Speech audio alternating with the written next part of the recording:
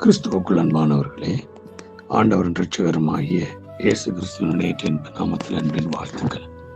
நாம் தொடர்ச்சியாக அதிகாரம் குறித்து நம்ம தியானித்து வருகிறோம். நேற்றைய தினத்தை நாம் பார்த்தோம்.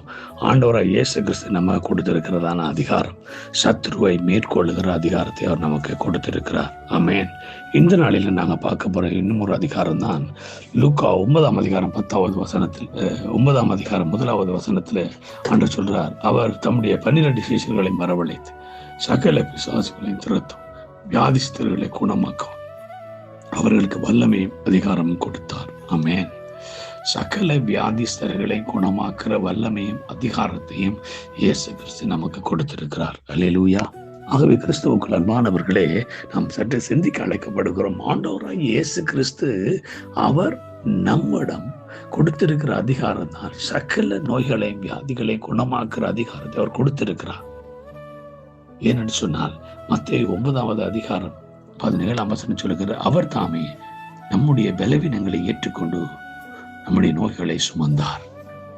1 பேதுரு 2:24 சொல்லுகிறது, அவருடைய தழும்புகளால் குணமானீர்கள்.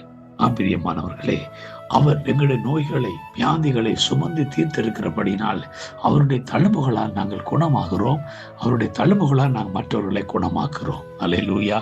ஆகவே கிறிஸ்து இயேசுவுக்குள் அன்மையானவர்களே, நாம் அவரால் அழைக்கப்பட்ட அவருடைய விசுவாசிக்கிற அவருடைய பிள்ளைகளாக இருக்கிற நம்ம எப்படிப்பட்ட வியாதிகளை நோய்களை குணமாக்குற அல்லது சுஸ்தமாக்குற அதிகாரம் நமக்கு கொடுக்கப்பட்டிருக்கிறது. அப்படி என்று சொன்னால் நாம் என்ன செய்ய வேண்டும்? நாம் வியாதியோடு இருக்கவோ அல்லது வியாதிஸ்தர்களை பார்த்து பயப்பட்டு கொண்டு இருக்கவோ இல்லை.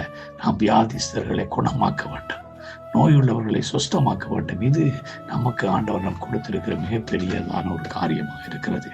ஆகவே இந்த அருமையான நாளிலும் ஆண்டவருடைய சமூகத்தில் வந்திருக்கிற நாங்கள் ஒவ்வொருவரும் சற்று சிந்திக்க அழைக்கப்படுகிறோம். ஆண்டவராக இயேசு கிறிஸ்து அவருடைய சீஷர்களை அழைத்து அந்த கொடுத்த அதிகாரம் அப்போஸ்தலர் 3ஆம் அதிகாரத்தில் பார்க்கிறோம். அங்கே தேவாலயத்துக்கு போய் வருகிறார்கள். வழியிலே பிச்சைக்காரன் ஒரு பிச்சை கேட்டு கொண்டிருக்கிறான். அங்கே அவர்கள் சொன்ன காரியம், யோவானும் பேதுருவும், எங்களிடத்தில் வெள்ளியும் பொன்னும் என்னிடத்தில் இல்லை, என்னிடத்தில் உள்ளதை உனக்கு தருகிறேன் என்று சொல்லி நசரேயனாகிய இயேசு கிறிஸ்துவின் நாமத்தில் எழுந்து நட என்று சொல்லி அவனை தூக்கி விட்டார்கள். அவன் எழுந்து நடந்தான் என்று அப்போஸ்தலர் 3ஆம் அதிகாரம் 6ஆம் 7ஆம் வசனத்தில் நாங்கள் பார்க்கிறோம். ஆகவே இயேசு கிறிஸ்து சொன்ன ஒரு மிக முக்கியமான ஒரு காரியம்தான் யோவான் 14வது அதிகாரத்திலே எங்களுக்கு தெளிவாய் ஆண்டவராய் இயேசு சொன்ன ஒரு காரியம். 14வது அதிகாரம் 12வது வசனத்தில், மெய்யாகவே மெய்யாகவே நான் உங்களுக்கு சொல்லுகிறேன், நான் பிதாவினிடத்தில் போகிறபடியால் என்னை விசுவாசிக்கிறவன் நான் செய்கிற கிரியைகளை தானும் செய்வான், இவைகளை பார்க்கலும் பெரிய கிரியைகளையும் செய்வான். ஆமென்.